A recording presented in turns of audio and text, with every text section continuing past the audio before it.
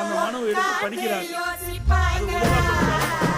திருவண்ணாமலையில அவரு கறவை மாடு வேணும்னு கேட்கிறார். அவருக்கு என்ன கணவரை கண்டுபிடிச்சு கொடுன்னு கேட்கிறார். பாரு, மக்களுக்கே தெரியுதுங்க அவருடைய திறமையே. மக்களே இடம் போட்டு கணவரை கண்டுபிடிச்சு கொடுங்க. இவர் சொல்றார், இப்படிப்பட்ட முதலமைச்சரை வச்சு நாட்டை காப்பாற்ற முடியுங்களா? நாட்டை காப்பாற்ற முடியுமா? பொம்மை முதலமைச்சர் நான் சொல்றேன்.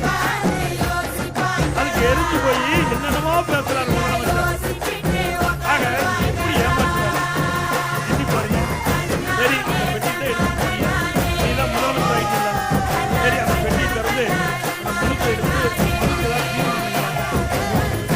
அப்போ பெட்டி வச்சு மனுக்கெல்லாம் போட்ட பிறகு பெட்டி போட்டு சொல்றாரு, நீங்க கொடுத்த மனுக்கு தீர்வு காணவில்லை என்றால்